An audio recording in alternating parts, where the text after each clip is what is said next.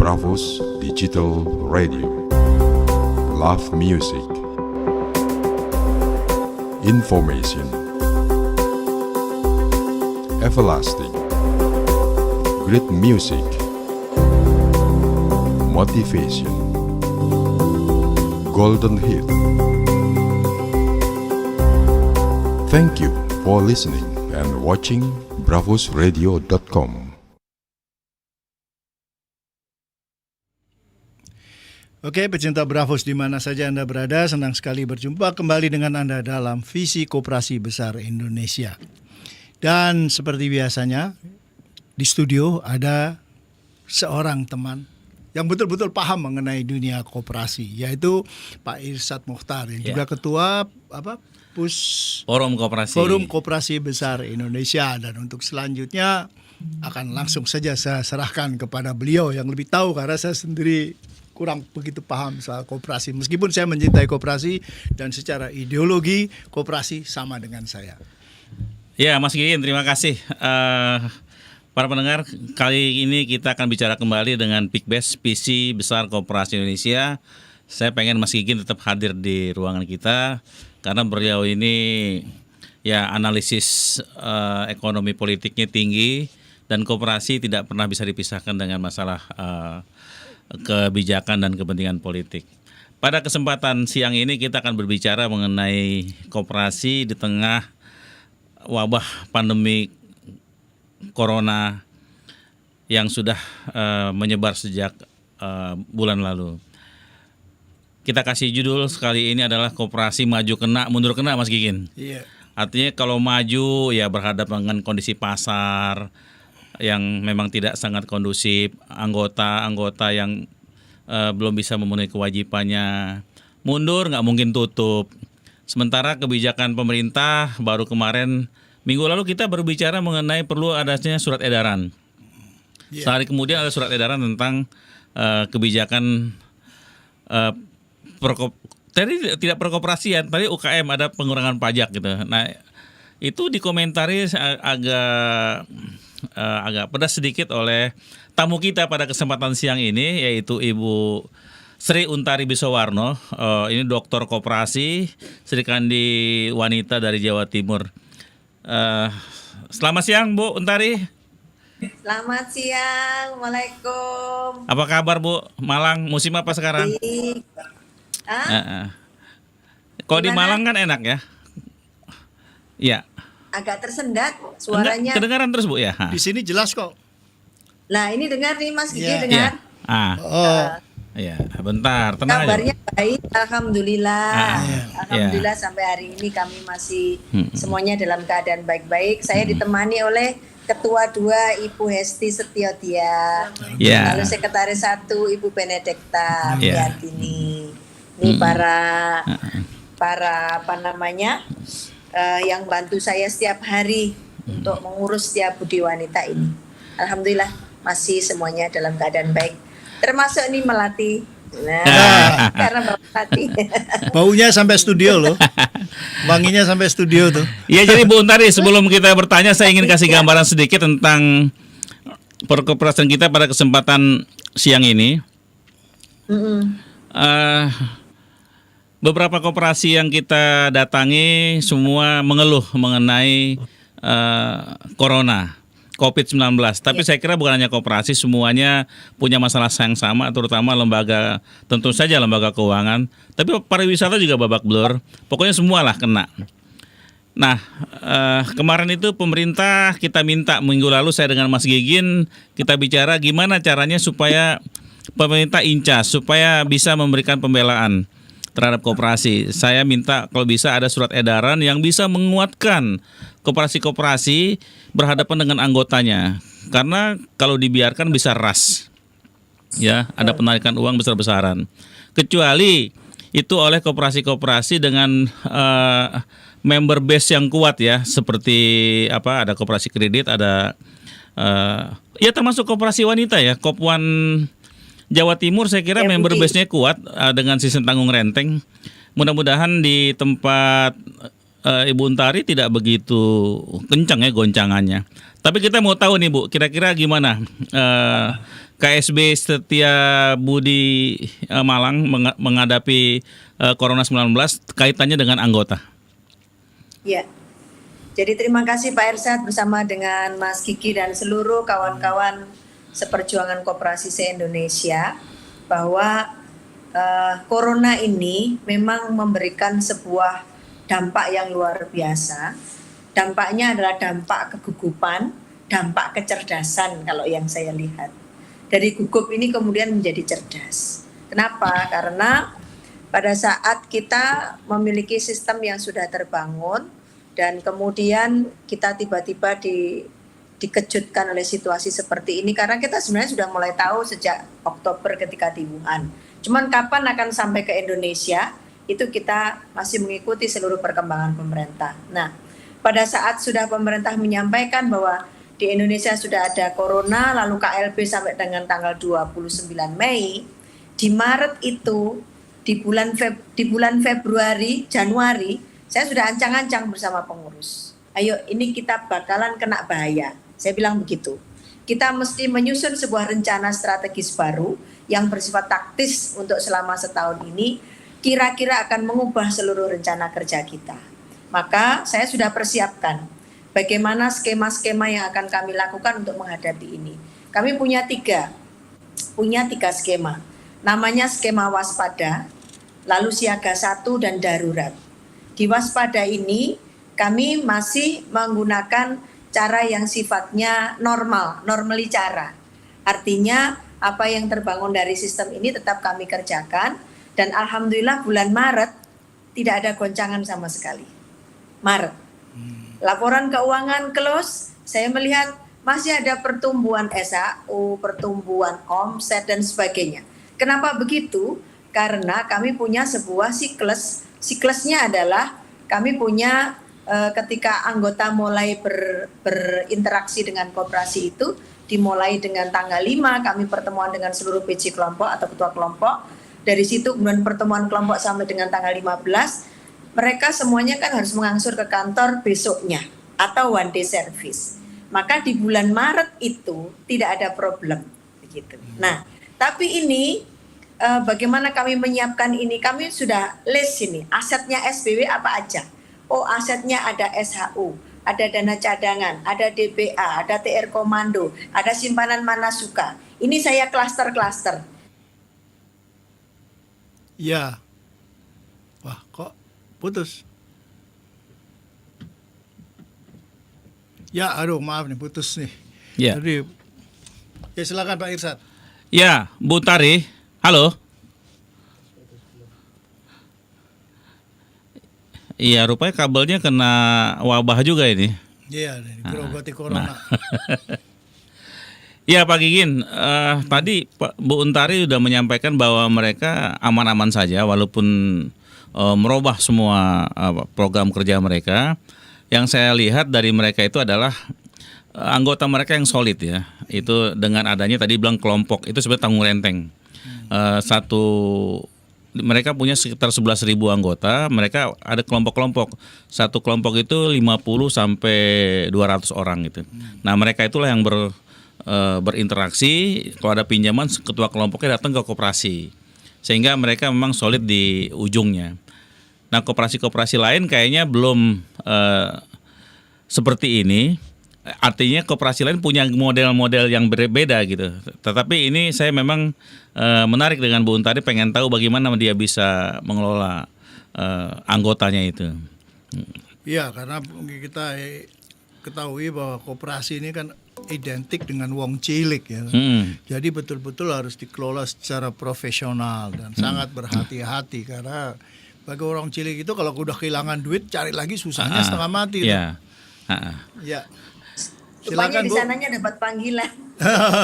Iya, kabelnya kena wabah corona juga. Jadi tadi gini kami ngobrol sebentar bahwa kenapa SBW Malang bisa bertahan. Saya berandai-andainya gini bahwa kalau SBW Malang itu kan anggotanya per kelompok. Satu kelompok antara 50 sampai 100 atau 200 Bu ya. 15 sampai 50 orang. Ya 15 sampai 50 orang. Nah itu mereka lah yang bertanggung jawab kepada ketua kelompoknya, kepada anggota, Mas Gigin. Nah ini konon kabarnya Bung Tari bisa cerita, katanya juga Yunus, Profesor Yunus dari Bangladesh sempat juga belajar mengenai tanggung renteng itu ke Jawa Timur. Mungkin Bu Untari bisa cerita sedikit. Tadi Bu Untari kan sudah cerita bagaimana keuangan atau manajemen operasional Ibu masih tetap solid karena ada sistem kelompok-kelompok yang Ibu pertahankan. Barangkali bisa diceritakan Bu, bagaimana tanggung renteng bekerja? Ya, jadi tadi sudah saya sampaikan bahwa alhamdulillah tadi kan baru Maret ya. Iya. Tapi kemudian terputus. April pun alhamdulillah dalam keadaan baik normal. Tapi untuk bisa seperti itu, kami betul-betul melakukan pendekatan pada anggota, kami lakukan pemetaan. Pemetaan yang pertama adalah anggota yang penghasilannya harian. Yang kedua yang mereka UKM, yang ketiga yang pegawai tetap. Ini kami list semuanya, berapa jumlah yang harian, berapa jumlah yang UKM, berapa yang tetap. Yang harian inilah yang nanti kami akan bantu dengan sembako, kami akan bantu dengan skema-skema. Sementara yang tetap ini, yang mereka tetap harus membayar dengan normal karena mereka memang berpendapatan tetap. Tapi Bang Ersat, disinilah kekuatan sistem tanggung renteng bahwa kami punya kas TR Komando, kas tanggung renteng komando yang kami pupuk. Satu orang itu minimal punya uang di koperasi sebagai backup itu 10% dari pinjamannya dia. Dan dia masih punya lagi namanya Manasuka. Nah kalau misalkan di dalam kelompok ini tidak bisa bayar, bisa mengambil tas TR Komando tadi itu. Kalau TR Komando habis bisa mengambil lagi yang namanya Manasuka. Terakhir kalau udah habis ada lagi DBA. DBA itu dana bakti anggota, kami sisihkan 0,15 dari tabungan anggota, dari jasa yang anggota bayarkan kepada kami dan kami kembalikan kepada mereka. Tapi tidak boleh diambil kalau tidak mereka keluar. Jadi kami punya modal yang sangat kuat. Dari 115 miliar total aset kami, hanya 2 miliar kami punya utang ke pihak lain. Selebihnya adalah uang dari anggota sendiri, modal dari anggota sendiri. Nah, kekuatan tanggung renteng yang dulu pernah menurut kabar dari ibu-ibu senior kami, ada Ibu Tarikan, ada almarhum Ibu Safril Ilyas, bahwa pernah dulu belajar Pak Muhammad Yunus ke Jawa Timur, ke Malang, konon kabarnya pernah menduplikasi ini dan dibawa ke sana. Saat itu SBW jatuh tahun-tahun segitu, jatuh tahun 79, sampai kemudian recovery dengan bagus 97, 96 itu recovery, baru kemudian kami angkat lagi sampai seperti sekarang ini. Oh pas dikau jadi ketua ya? Saya jadi ketua tahun 96, saya bikinkan rencana strategis dan mengajak semua pihak untuk bekerja dengan keras. Saya tunjukkan kita mau ke sana, mau apa enggak, kalau mau ayo ikuti seluruh yang kita ajak. Ternyata mereka suka dan sampai sekarang mereka nyaman berkoperasi sekarang ini. Oke Mbak Untari, itu kan internal SBW agak aman ya. Kalau saran Ibu untuk koperasi Indonesia secara menyeluruh gimana nih Bu? Karena kan Ibu bukan hanya juga di Jawa Timur, kami dengar kan Ibu juga bergerak di Jakarta ya. Iya. Ibu ketua umum Dekopin kan sekarang? Sementara. Iya. Iya, coba gimana? Secara umum gimana? Jadi ketua umum Dekopin. Ya, jadi gini Bang Ersat, saran saya ini, yang pertama koperasi harus kuat dan betul-betul mengikuti jati dirinya. Jati diri itu apa artinya? Dia harus betul-betul dimiliki oleh anggota, bukan dimiliki oleh orang per orang yang punya duit, tapi dia dimiliki oleh anggota. Dia betul-betul di manajemen dengan value based cooperative management. Kemudian 3, dia harus memiliki akar yang kuat dengan cara melakukan pendidikan pada anggota.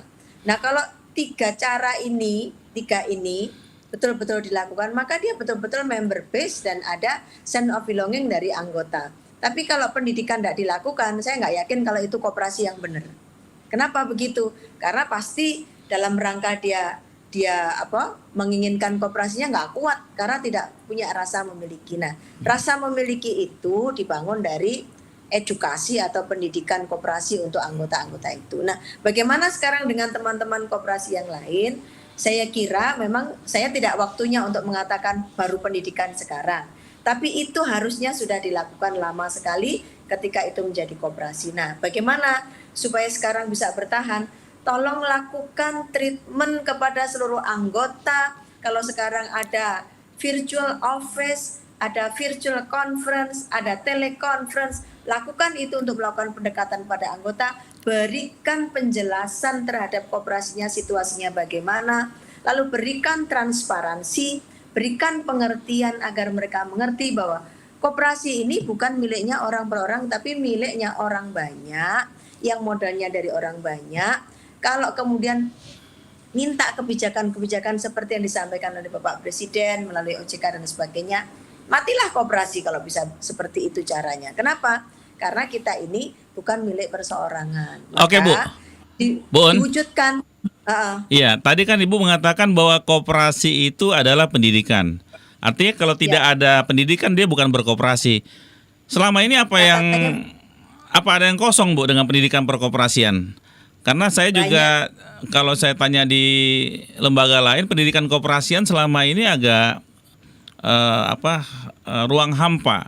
Apa ya? Akan ada lembaga-lembaga perkoperasian di tanah air kita. Salah satunya barangkali Dekopin. Ibu kan ketua Dekopin Wil Jawa Timur apa? Kalau nggak salah. Atau Ibu masih aktif di Dekopin Wil Jawa Timur dan sekarang sudah masuk ke pusat. Apa yang salah dengan pendidikan perkoperasian kita, Bu? Rupanya Dekopin ini, kalau Dekopin Wil Jawa Timur, selama saya menjadi pengurus Dekopin Wil itu edukasinya terus teredukasi untuk anggota-anggota yang berada di Jawa Timur. Hanya masing-masing koperasi itu seharusnya juga melakukan pendidikan pada anggotanya. Contoh di tempat saya, ada 2 macam pendidikan yang harus diikuti oleh anggota ketika dia masuk. 1 pendidikan ke-SPWN, 2 pendidikan perkoperasian. Sekarang ini dalam rangka pandemi COVID ini, kami gandeng ini. Biasanya ini sendiri-sendiri, lalu dapat sertifikat. Sertifikat ini dipakai untuk seluruh, mau pinjam harus pakai sertifikat ini. Tidak ada sertifikatnya ini kita nggak bisa pinjam. Itu dalam rangka untuk membuat kewajiban. Nah, seharusnya selayaknya Dekopin dan jajarannya ke bawah, jadi ada Dekopin, ada Dekopin B, ada Dekopinda, melakukan itu kepada koperasi-koperasi sehingga yang berbunyi koperasi itu tidak dikatakan koperasi. Koperasi begini, tapi koperasi. Karena bedanya koperasi dan koperasi. Kalau koperasi ya cuma dipres-pres aja anggota, tapi kalau kooperasi cooperation, kerjasama. Tapi mesti pendidikan ya, Bu ya? Mesti pendidikan ya?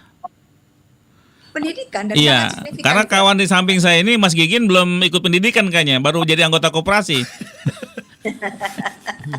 Kalau nanti tuntut kepada pengurusnya semua yang ngasih pendidikan. Ya. Di tempat saya puluhan ribu orang tuh terdidik semua. Yang ngurus Dan saya bisa ini itu Pak Irsat. Yang ngurus saya beliau nih. Nah sekarang Dekopin ya, Dekopin kan punya 3 fungsi, edukasi, fasilitasi, dan advokasi. Pada situasi seperti ini, maka Dekopin harus mampu melakukan advokasi. Maka Dekopin yang saya pimpin pun kami mengadvokasi, berkirim surat pada Menteri untuk kepentingan koperasi-koperasi se-Indonesia. Bagaimana respon Pak Menteri? Nanti kita tunggu. Kalau belum jalan, ya kita bilang lagi kepada Pak Menteri, memang faktanya seperti ini. Koperasi butuh untuk di backup. Begitu, tidak hanya UKM. Saya sedikit ini pengen mengungkapkan sesuatu ya, karena saya sering kali dengar, beberapa kali lah saya dengar. Di Kopin itu apaan, gak ada gunanya, itu kan punya Golkar, ketuanya aja Golkar terus-terusan itu aja. Ini gimana sebenarnya? Terus terang saya nggak ngerti sebenarnya, tapi saya pernah mendengar itu. Ketuanya itu aja, berbolak-balik dia dari Golkar melulu. Wah, ini bagaimana situasi yang sesungguhnya ini sebenarnya? Ini buat saya nih ya. Iya betul. Oke. Jadi kalau menurut saya memang di dalam alam demokrasi ini satu orang itu tidak boleh, ya kalau pakai anggaran pemerintah loh ya, itu jangan bolak-balik terpilih aja. Karena nanti ada comfort zone. Kalau sudah ada comfort zone, malas kerja. Karena ya betul juga, kalau comfort zone malas kerja, pikirannya duit melulu, ya kan. Apalagi kan pakai APBN. Iya, udah. Dekopin itu kan dananya dari APBN ya Bu ya. Dapat APBN. Iya. Nah, bagaimana membuat Dekopin itu memiliki fungsi yang sejati tanpa APBN itu bisa hidup, itu yang sejati. Dekopinda Kota Malang yang saya ada di dalamnya itu bisa hidup tanpa APBD.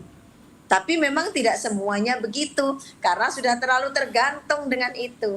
Tapi apakah itu salah? Tidak salah juga. Itu nggak salah dapat APBN asal betul-betul dilakukan dengan benar, dipakai untuk melakukan 3 fungsi itu: edukasi, advokasi, fasilitasi. 3 fungsi ini harus ada. Maka Dekopin ketika gerakan koperasi membutuhkan advokasi apa, dia harus hadir di tengah-tengah. Contoh, waktu kami uji materi ke Mahkamah Konstitusi, Dekopin waktu itu nggak bantu saya sama sekali, nggak bantu kami. Dekopinnya malah pergi, nggak tahu kemana, begitu. Kita perang sendiri itu di Mahkamah Konstitusi, alhamdulillah menang. Kan kita tetap kembali ke Undang-Undang 25 tahun 92 kan karena kami Jawa Timur melakukan uji materi ke Mahkamah Konstitusi. Dan waktu itu Dekopin tidak ada buat kita. Padahal ada fungsi advokasi. Fungsinya dibantu. Begitu. Ya, mungkin karena Dekopin sudah menjadi secara de facto sarana atau prasarana politik. Sehingga ketika berbicara mengenai fungsi yang sesungguhnya, ya ada kegagapan di situ. Bang Gigi, Iya. sebenarnya saya pun ini orang partai. Iya. Saya ini orang struktur partai. Iya. Tapi saya pada saat berada di koperasi, warna bendera saya itu merah putih. Kalau di partai warna bendera saya merah dengan simbol bandeng hitam. Tapi saat saya masuk ke Dekopin, masuk di koperasi, bendera saya merah putih. Sehingga semuanya saya rangkul.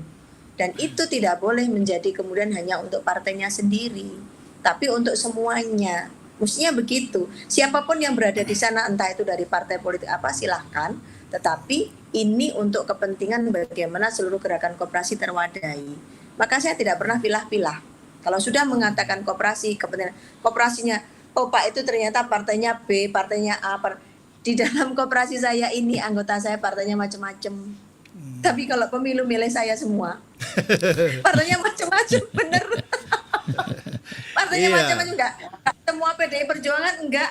Ya seluruh partai, 9 partai yang menang itu ada semua di tempat saya. Tapi mereka pilih DPR-nya siapa, Bu Untari aja gitu. Iya, jadi Karena tadi saya pakai bendera merah putih. iya, karena kan koperasi itu identik dengan wong cilik sebenarnya. Di Iya. Indonesia. Jadi betul-betul harus dikelola dengan sangat baik tanpa pilih kasih. Meskipun kenyataannya Betul. juga terjadi hal-hal yang tidak menyenangkan ya, misalnya penipuan. Saya baca di koran-koran itu beberapa kali terjadi penipuan, entah itu oleh koperasi ataupun orang yang mengatasnamakan koperasi. Sehingga ini sangat merugikan banyak orang, terutama orang kecil ya. Terakhir saya dengar dari koperasi apa gitu ya yang kredit macetnya Iya. piutang macetnya apa kredit? Pokoknya dana macetnya itu sampai triliunan. Wah, ini kan gawat ini. Ini Indosuria langsung aja. iya Indosuria, saya nggak ingat. Iya. Itu Bagaimana? dulu, jadi Indosuria itu pengalaman mereka. Saya kan tanpa menuduh pihak-pihak mana. Tapi ini udah kesalahan bersama-sama. Kenapa banyak badan hukum koperasi turun? Iya. Itu ketika tahu bahwa sebenarnya uangnya bukan hanya uangnya orang banyak, tapi uangnya satu orang, anggotanya kemudian direkrut gitu aja. Saya tidak menuduh mana-mana enggak, tapi praktek itu banyak. Sehingga banyak koperasi dulu cuman papa nama, ternyata modalnya punyanya Bapak A, Ibu B, tapi cukup nambah 15 orang, 20 orang karena mendirikan bank susah, mendirikan koperasi. Ini sumber masalah. Ini koperasi yang bukan jati diri. Ini yang menyebabkan koperasi jadi abal-abal. Karena dia tidak berpraktek untuk anggotanya, dia tidak melindungi anggotanya, tapi dia dapat nasabah. Bukan itu kalau koperasi. Saya 9.700 orang itu, saya nggak mau terima deposito dari orang lain. Kalau Anda mau menambahkan uangnya di SPW, maka Anda harus jadi anggota dulu. Kalau jadi anggota, saya mau. Kalau Anda mau pinjam, harus jadi anggota dulu. Begitu. Sehingga 9.700 orang itu semuanya anggota by name, by address. Yang mereka bisa kami lacak setiap bulan, tempatnya ada di mana, mereka ada di kelompok berapa, usahanya apa, rumahnya di mana, kita bisa tahu. Dan kita tidak mau menerima, itu tadi, tabungan-tabungan yang tidak berstatus bukan anggota. Maka saat kami membagi SAU pun dan berikan pelayanan semuanya adalah anggota. Nah, maksud saya kalau sebagai sekarang diminta untuk jadi ketua umum Dekopin untuk teman-teman yang ingin perbaikan koperasi ini, ya begitu mestinya. Jangan koperasi berpraktek kayak perbankan. Akibatnya apa? Dia dituntut oleh OJK, dituntut oleh berbagai pihak untuk membuat transparansi, padahal koperasi itu pakai sak etap, entitas tanpa akuntabilitas publik. Itu akuntansinya koperasi begitu. Kenapa? Dia tidak perlu lapor ke publik, tapi lapor kepada anggota. Itulah koperasi. Itu hukum akuntansinya koperasi. Nah, tapi kalau ada banyak koperasi yang kemudian merekrut anggota sampai jutaan mungkin ya, ratusan ribu jutaan, lalu tidak pernah pendidikan anggota, tidak pernah melakukan berbagai kegiatan-kegiatan yang melibatkan anggota, mana bisa sense of belonging-nya nampak. Memang uangnya akan terkumpul banyak, tapi apakah dia merasa jadi anggota koperasi? Kita belum tahu. Corona ini ujian berarti Bu ya? Iya. Iya, ujian berat untuk koperasi. Iya. Maka saya bilang itu di statement saya, coronavirus ini, pandemi ini adalah seleksi alam. Seleksi alam untuk gerakan koperasi. Mana koperasi-koperasi yang benar, yang berjati diri koperasi, dan koperasi yang sekedar badan hukumnya hanya koperasi. Pasti ini akan habis nanti. Tapi yang koperasi benar ini, karena kecintaan anggota, dia tidak mau, kemudian dengan sadar dia akan menjaga koperasinya. Nggak akan ada ras ya? Alhamdulillah nggak ada ras kalau seperti itu. Tapi yang koperasi-koperasi yang anggotanya banyak tadi tanpa pernah disentuh, bahkan cabangnya ada di mana-mana mungkin ya, tapi nggak pernah ada pendidikan anggota. Bahkan ini koperasi apa ya, yang penting saya dapat pinjaman. Karena sudah pakai online kan, pakai WA ini saya setiap hari ini dapat SMS ya, silahkan pinjam 50 juta sampai 500 juta. Tiap hari dapat kayak gitu-gitu. Ini koperasi apa ini saya gitu. Padahal kita kalau nggak ada persetujuan anggota di dalam, kan model tanggung renteng ya, kita nggak bisa ngeluarin pinjam. Jadi memang harus ada perubahan paradigma mendasar, Bang Irsad. Iya. Di negeri ini kalau mau bangun koperasi dengan benar, dengan baik, kembalilah ke jati diri koperasi. Nah itu tidak hanya pemerintah, tapi kaum koperasian, penggerak koperasi juga mesti sadar diri juga. Bagaimana menata koperasinya? Kalau sekarang belum melakukan pendidikan anggota, ya lakukanlah pendidikan anggota. Apa bisa-bisa nyetak pemandu, minta Lapenkop untuk ngajarin mencetak pemandu. Setelah itu lakukanlah di dalam dirinya sendiri. Saya melakukan itu, sehingga seluruh anggota terdidik karena itu. Bu Jadi Utari, apa yang sudah dilakukan Bu? Teman-teman di beberapa daerah kan mendaulat Ibu untuk memimpin Dekopin. Ya, sementara ini barangkali masih Dekopin tandingan kali ya, karena belum belum ada yang resmi. Iya, belum ada jawaban dari pemerintah untuk mendefinitifkan Dekopin ini gitu. Ada yang mengatakan yang satu melanggar Kepres nomor 6 ya tahun 2011. Kepres 6 tahun 2011. Iya, tentang ADRT Dekopin. Nah, tapi Ibu saya lihat sudah juga bergerak. Kemarin saya lihat juga memberikan tanggapan-tanggapan kepada pemerintah mengenai apa yang harus diberikan kepada koperasi di tengah Corona 19 ini.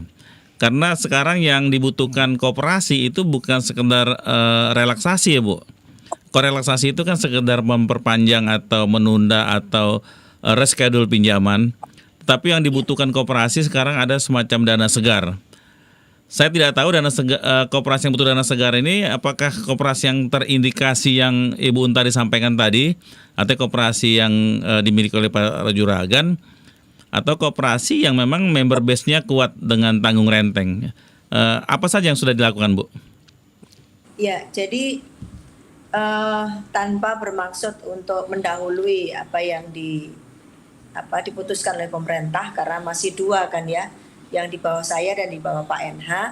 Saya kenapa masih bersikukuh bahwa Dekopin di bawah saya, karena kami mengikuti Kepres 6 tahun 2011. Sedangkan di pihak lain kan merubah anggaran dasar, sementara dalam pasal 19 itu 2 kali masa jabatan yang tidak boleh mencalonkan kembali. Jadi kita bersikukuh karena itu. Nah, di luar itu, untuk menjawab bagaimana kegamangan, kegalauan kawan-kawan koperasi, saya mengusulkan pada pemerintah agar, kan gini Bang, jadi saat kita misalkan masih memiliki modal, kita ini masih bisa, misalkan anggota udah nggak punya apa-apa sama sekali, ya wes kamu bayar jasanya saja. Misalkan begitu. Mm. Oke, kalau membayar jasa saja, maka angsuran kan tidak masuk. Kalau angsuran tidak masuk, maka ini semakin lama semakin tidak masuk, kan tidak ada lagi yang dilempar kepada yang mau pinjam. Yeah. Nah, ini harus dipersiapkan. Kementerian Koperasi kan punya namanya BLU, Badan Layanan Umum, namanya LPDP dan KUMKM itu. Itu yang menurut saya perlu dipersiapkan. Yang pertama untuk tapi harus diseleksi juga ini koperasi benar apa enggak gitu. Supaya pemerintah enggak rugi juga.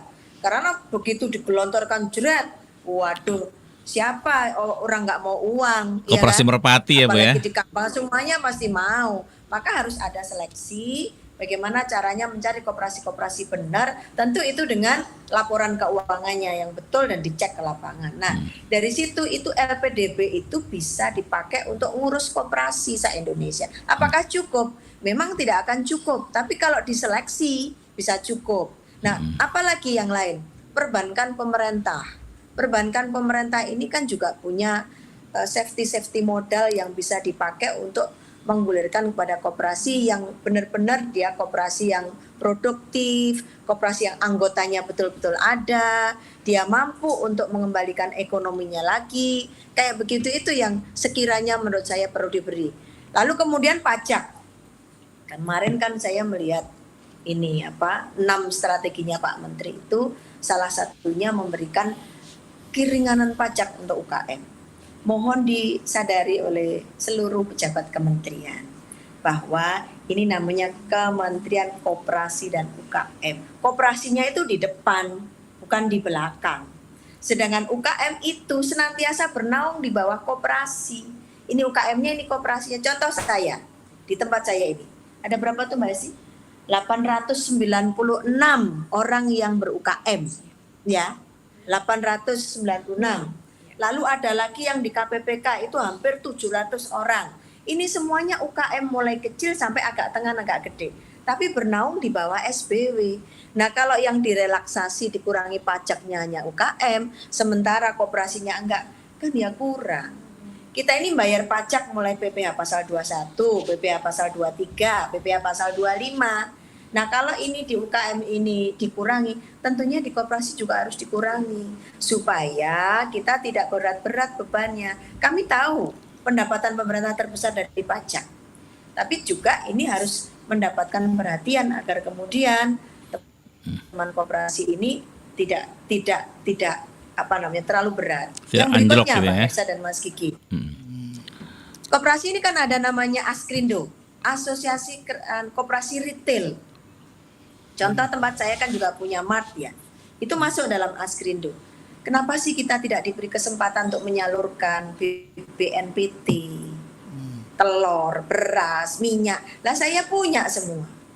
Kami dikasih akses misalkan, menyediakan beras untuk BLT ini yang ada di pedesaan, kita siap. Kita ada supplier, kita ada anggota yang punya beras, ada anggota yang punya telur. Kalau kita nggak punya, kita punya teman koperasi di Blitar, koperasi peternak ayam. Ayamnya ada, telurnya ada. Nah, beri kami kesempatan untuk melakukan itu. Saya sudah mengajukan, Bang. Tidak hanya ngomong saya sudah mengajukan untuk bisa jadi penyalur bagi pemberian bantuan langsung tunai yang berupa natura sembako itu. Sudah diajukan, Bu? Ya. Sudah diajukan ya? Kita minta pada Pak Menteri untuk membuka ruang itu. Iya. Menunjuk koperasi-koperasi Askrindo itu supaya untuk ikut terlibat di sana. Ini akan memberikan bantuan, memberikan ruang kerja bagi kawan-kawan koperasi saya yang KUD, yang peternak telur tadi itu. Lalu kemudian kami yang mengkonsolidir dalam bentuk pemberian sembako itu. Kayak gitu, Bang. Kalau itu mau dimaksimais, bagus. Ini tadi hari ini Jawa Timur kan kota Surabaya, sebagian Gresik dan sebagian Sidoarjo itu diberlakukan PSBB. Tadi malam diputuskan. Seminggu kemudian nanti pasti akan terjadi yang namanya penerapan PSBB. Nah, Jawa Timur membuat lumbung pangan Jatim, Lupaja. Lupaja itu mengumpulkan beras, telur, sayur, minyak dan sebagainya. Saya akan ditangisin teman-teman di Blitar. Bu Untari, saya nggak bisa kirim telur karena Jakarta ini lockdown gitu kan. Ayam saya bertelur terus, telur saya sini sampai murah sekali saya jual. Saya udah beli 2 pickup dari mereka untuk saya bagi-bagikan ke masyarakat. Nah, ini sekarang tadi saya konekkan koperasi peternakan ini dengan Lupaja Jatim. Sehingga nanti mereka memasok telur. Maksud saya yang begitu-begitu, Pak. Ini yang mesti digarap dan didorong oleh pemerintah biar koperasi tetap hidup. Kan ini teman-teman peternak di Blitar biasanya kirim ke Jakarta. 1 hari 400 ton produksinya. Besar Kalau sekali seminggu udah berapa? Pasokannya Jakarta barusan Moyo dengan koperasi Kopas. Ya, saya kira itu Tapi bisa. kemudian ada PSBB. Ya, itu bisa jadi satu catatan Pak Gigin. Kalau Untari sudah menawarkan atau mengajukan kepada Pak Menteri supaya koperasi retail itu dilibatkan, saya kira positif sekali. Karena sekarang kan kita dengar kalau ada BLT itu yang terlibat hanya perusahaan-perusahaan besar, Pak Gigin. Iya, saya dengar juga gitu. Jadi seolah-olah Bang Irsad. Ya. Pak Irsad kan sering ketemu Pak Menteri nih, Ya. artinya karena tempatnya di Jakarta. Tolong yang urusan Askrindo ini bisa dipercepat. Askrindo kerja sama Bulog untuk kemudian kami koperasi-koperasi yang punya retail ini dilibatkan untuk urusan ini biar kita tetap hidup. Iya. Gitu, untuk jaga koperasi Indonesia kalau kita nggak mau terpuruk. Dan LPDB menyiapkan modal kalau modal kita habis. Ya. Jangan khawatir rakyat ngemplang daripada yang banyak-banyak ngemplang, nggak akan ngemplang kita. Kita pasti akan bayar kembali. Kalau koperasinya baik, pasti akan bayar kembali. Ini bisa dimulai dari Jawa Timur nih, Mas. Iya, kelihatannya bisa nih. Bahkan nanti bisa dikembangkan menjadi pola nasional kan? Ya, karena di beberapa daerah belum ada ide-ide seperti ini. Jakarta pun saya dengar juga masih dikuasai oleh sejumlah pemasok-pemasok besar, retailer besar, sehingga ada pertanyaan kenapa tidak misalkan sayur mayur dari petani langsung dari Cianjur atau telur yang disampaikan tadi oleh Bu Untari itu yang macet tidak terkirim. Nah, Bu Untari sebagai ketua Dekopin walaupun belum definitif, Iya. terus apalagi yang akan Anda siapkan menjelang sepekan 2 pekan ke depan dengan teman-teman dari Dekopin ini? Saya sedang menyiapkan surat itu untuk kepentingan dikirim pada Pak Menteri dan agar Pak Menteri nanti kemudian mendengarkan masukan. Karena kan begini, katakanlah misalkan Pak Menteri ini Dekopin kan belum beres. Tapi kan di dalam yang bersama-sama saya itu banyak induk-induk, ada Inkowan, ada Inkopsin, ada Inkopkar, ada banyak induk. Di situ adalah mereka-mereka adalah himpunan-himpunan koperasi-koperasi kayak misalkan saya Inkowan, induk koperasi wanita. Ini himpunan koperasi-koperasi wanita se-Indonesia. Jadi kalau sudah yang bicara satu induk itu sama dengan yang bicara jutaan orang. Maka itu mesti didengar. Maka tadi saya sudah sampaikan bahwa kita butuh yang namanya keterlibatan LPDB untuk mendukung kita. Kita butuh keterlibatan bank-bank pemerintah untuk melakukan relaksasi kredit bagi koperasi-koperasi yang betul-betul kondisinya bagus. Direlaksasi. Yang ketiga, pengurangan pajak. Yang keempat, kerja dengan Bulog. Yang kelima, strategi sekali yang bicara Askrindo tadi itu. Untuk supaya ini bisa jalan. Kemudian yang keenam apa? Yang keenam ya, kita akan bersama-sama membantu pemerintah. Saya di sini nih, di tempat koperasi saya, ini semua orang pakai masker seperti tiap hari. Ini tersedia terus nih tiap hari. Ya, saya juga pakai. Di tempat depan ada cucian. Yang namanya physical distancing, jaraknya 1 meter, dan kami keras. Siapapun masuk ditermalkan. Kalau nggak mau suruh pulang. Udah kayak begitu. Jadi kita sudah nerapkan itu dengan sangat sadar bahwa kita ingin sehat. Maka kami kan juga ikut menerapkan SE-nya Pak Menteri itu. Kami dorong Pak Menteri, kita minta Pak Menteri untuk bisa mendengarkan ini, agar utamanya kita bisa ambil bagian, ambil peran. Ini loh banyak orang lapar, banyak orang nggak bisa makan, banyak orang nggak bisa kerja. Ini baru saja saya membuat online shop untuk SBW, karena biasanya kita belanjanya kan tunai, pergi ke SBW atau kita antar. Ini baru saja kami membangun sistem, coba lihat tuh di laptop itu, bawa sini. Yang tadi kamu ajukan. Kami mau bangun sistem untuk online shop. Jadi anggota tidak perlu pergi ke koperasi, kami nanti antar bekerja sama dengan suami-suami anggota yang punya sepeda motor yang sekarang nggak kerja. Kenapa? Karena situasinya seperti ini. Ojek nggak laku. Maka kami akan berusaha untuk membuat itu. Sementara tunai COD dulu. Nanti kami antar ke rumahnya, bayar di sana. Tapi pesannya bisa pakai online, pakai SBW Mobile itu, Bang. Iya. Pakai online shop ini, gitu loh.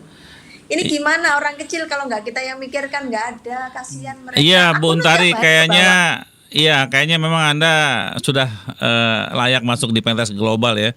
Dengan pikir orang-orang lokal seperti Anda tiba-tiba berpikir global ini, saya kira ini modal besar buat koperasi Indonesia. Kami tunggu, Bu. Saya dengan Mas Gigi menunggu surat yang mau disiapkan untuk koperasi retailnya itu biar kita bantuin sama-sama. Mas Gigi, ini udah hampir 1 jam, barangkali Iya, Mas udah 1 jam. ada yang suatu yang mau ditambahin, Mas? Iya, apa yang diungkapkan oleh Bu Untari tadi luar biasa. Ini ide-idenya mau ide-ide yang lebih pantas kalau dilakukan oleh seorang ketua atau tokoh di tingkat nasional. Iya. Karena itu lebih baik Bu Untari ini cepat dibawa ke pusat deh jadi tokoh nasional. Amin. Supaya bisa betul-betul membenahi koperasi secara keseluruhan sehingga Malang kehilangan nanti. ya jangan sampai koperasi secara terus-menerus menjadi seolah-olah anak tiri di dalam dunia ekonomi dan Iya. bisnis di Indonesia. Iya. Kita kan merasa jadi anak tiri gitu. Iya. Masa Padahal UKM-nya diopen, nggak diopen ya. supaya bisa menjadi koperasi seperti di Jepang, di Perancis, di Amerika atau di negara-negara kapitalis lainnya, di mana koperasi menjadi Bang, satu nih bahkan saya bermimpi ya, seluruh klub-klub sepak bola bentuknya koperasi. iya di Indonesia Klub maksudnya. sepak bola bentuk. Iya. Iya, Iya, di Indonesia. seperti Barcelona. Penonton loh tiap hari. Ya, begitu bola main, Iya. mereka bayar 30.000 sampai 150.000, uangnya hilang. Ya, Nggak itu pernah Barcelona. jadi SH. Barcelona koperasi. Heeh.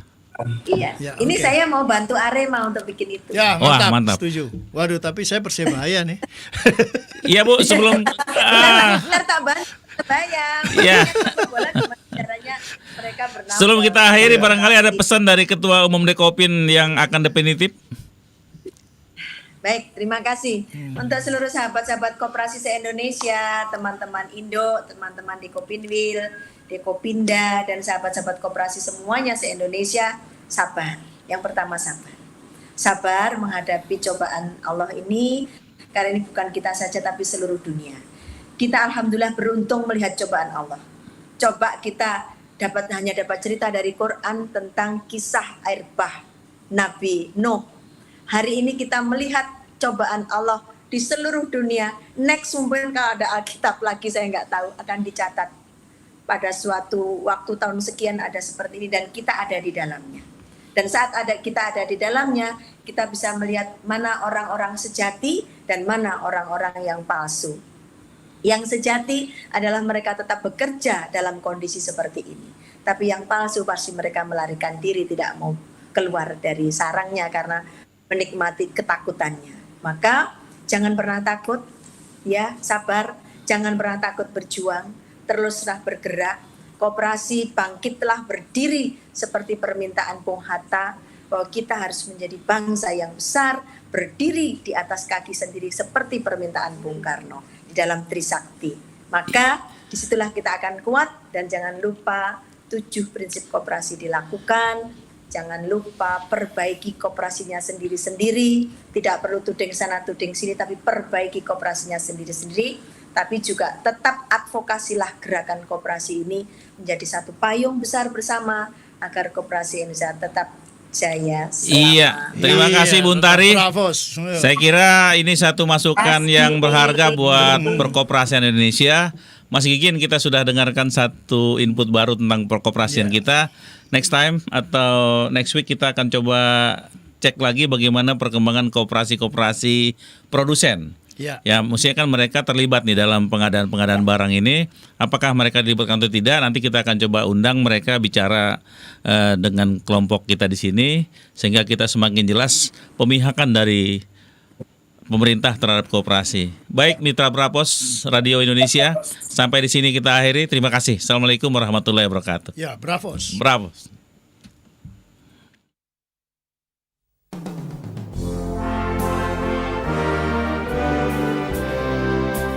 Terima kasih Anda masih terus mendengarkan Bravos Radio dari Batu Ampar 1 nomor 6, Kramat Jati, Jakarta Timur.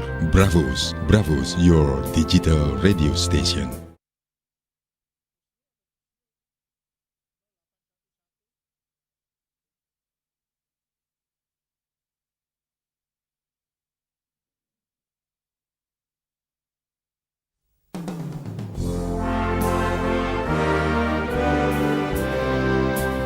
Terima kasih, Anda masih terus